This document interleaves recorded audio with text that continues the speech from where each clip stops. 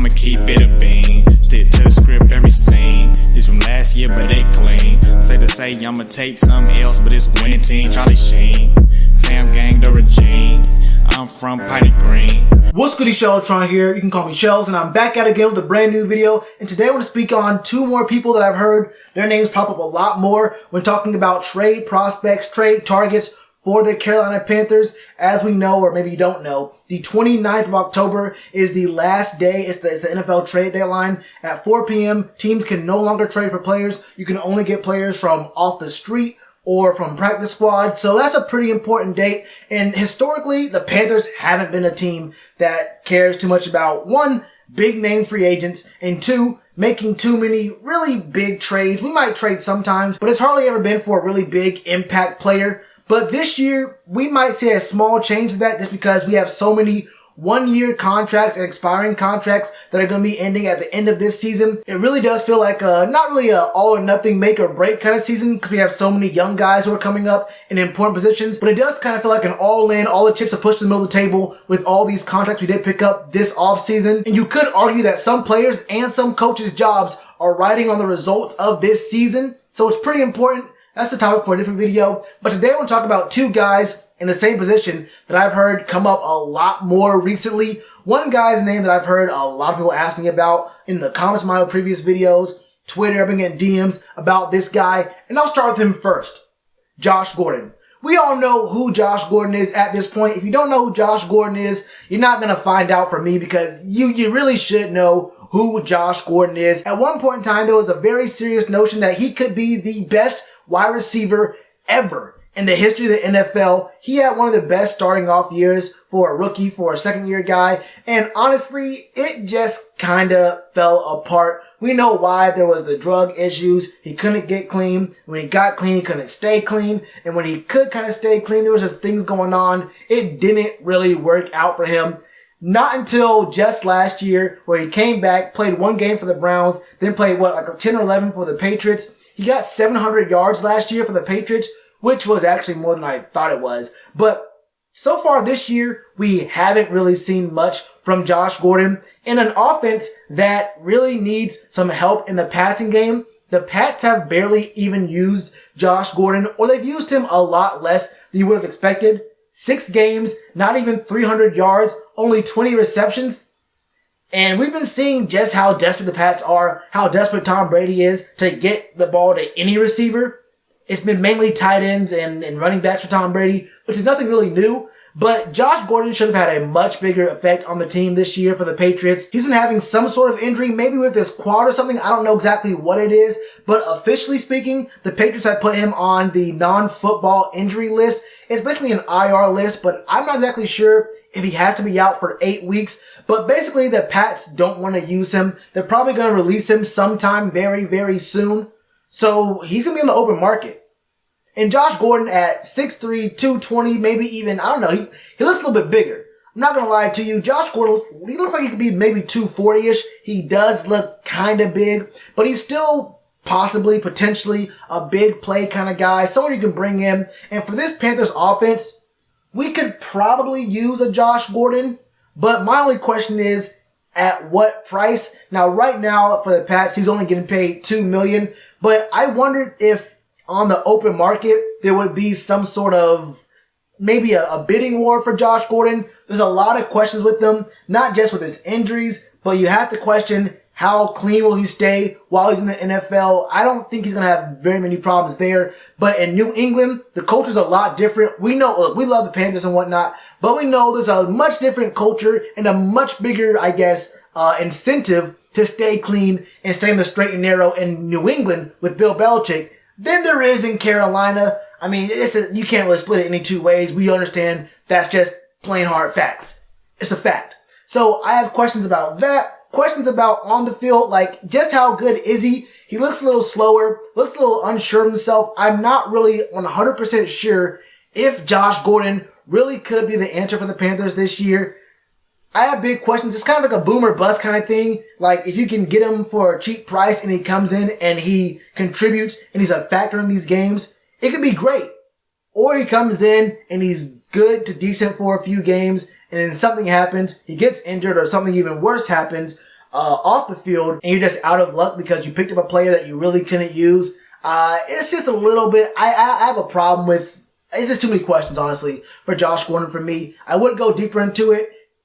The potential is there for him to have a really good back end of the season, but I'm not really all that high on Josh Gordon at all. Now, someone I am high on, Robby Anderson. Robby Anderson is a guy who I think kind of gets pushed to like the back of everyone's mind because he plays for the Jets and no one really cares about the Jets at all. I don't care about the Jets. But the man's 26. He's 6'3", 190, so he's lanky. And he's been labeled, I think kind of incorrectly, as a one-trick pony. He has elite top-end speed. So basically he's only really a deep threat. I mean, if you can't get him for deep bombs, then he's kind of useless. But for our team and our scheme where we like to use the underneath routes, Robby Anderson could be the kind of guy that Torrey Smith was supposed to be last year, but like 10 times better. Robby Anderson on this team makes the safeties step back. You can't have these safeties creeping up to the line of scrimmage or in the box because Robby Anderson will beat you deep if you get a step on him. And whether it's Kyle Allen or Cam, we understand that the quarterback play in Carolina is probably going to be a little bit better than it was with the Jets. And that includes every single Jets quarterback since when did Robby Anderson come in the league? 2016? That's an easy bet right there. Robby Anderson, he's been pretty good. Almost 1,000 yards in 2017.